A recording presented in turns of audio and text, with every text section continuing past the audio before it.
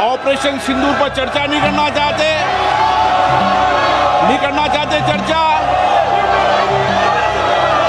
Mister Gogoi और आप सब राजनीतिक दल के लोग आए थे, आपने कहा ऑपरेशन सिंदूर पर चर्चा होनी चाहिए। लोकसभा में आज ऑपरेशन सिंदूर पर चर्चा की पूरी तैयारी थी, लेकिन जैसे ही 12 बजे सदन की कार्यवाही शुरू हुई, वैसे ही विपक्ष भी जोर से शोर शराबा करने लगा। पहले तो लोकसभा स्पीकर ओम बिरला ने उन्हें समझाने की पूरी कोशिश की, लेकिन विपक्ष हंगामा करता रहा।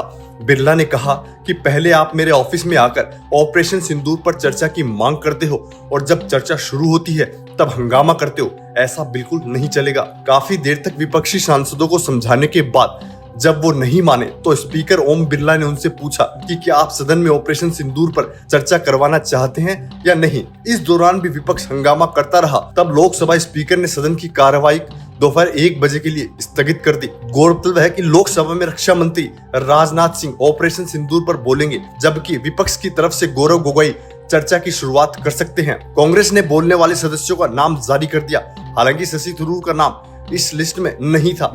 सीजफायर के दावों पर सफाई चाहता था विपक्ष। बता दें कि मानसून सत्र का पहला हफ्ता भी हंगामे की भेंट चढ़ गया। दरअसल शुरू में ही विपक्ष अमेरिका राष्ट्रपति डोनाल्ड ट्रंप के भारत पाकिस्तान के बीच सीजफायर के दावों पर सरकार से सफाई की मांग कर रहे थे। हालांकि सरकार पहले से ये कहती आई है कि ऑपरेशन सिंदूर पर चर्चा के लिए लोकसभा और राज्यसभा में 16-16 घंटे का वक्त तय किया गया है। रक्षा मंत्री राजनाथ सिंह ने पहलगाम हमले और ऑपरेशन सिंदूर को लेकर सोमवार को लोकसभा में चर्चा शुरू की थी। उन्होंने कहा था कि पाकिस्तान के साथ कोई संघर्ष नहीं है, यह सभ्यता बनाम बर्बरता का संघर्ष है। अगर कोई हमारी संप्रभुता को नुकसान पहुंचाएगा तो उसे करारा जवाब दिया जाएगा। उन्होंने कहा, हमारी मूल प्रकृति बुद्ध की है, युद्ध की नहीं। हम आज भी कहते हैं कि समृद्ध पाकिस्तान हमारे हित में है। उन्होंने कहा, नरेंद्र मोदी सरकार का रुख स्पष्ट है, बातचीत और आतंकवाद साथ साथ नहीं चल सकते और ना ही कभी ऐसा होगा। उन्होंने कहा कि पीएम मोदी ने भी कहा था कि ऑपरेशन सिंदूर रुका हुआ है, समाप्त नहीं हुआ है।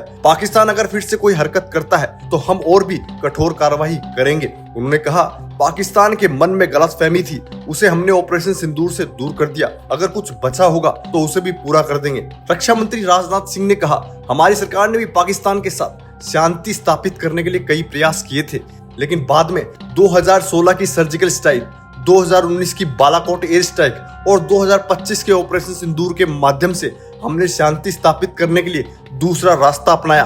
राजनाथ ने कहा, हमारी नीति भगवान राम और भगवान कृष्ण से प्रेरित है, जो हमें शौर्य और धैर्य दोनों ही सिखाती है। ये हमारी नीति स्पष्ट है।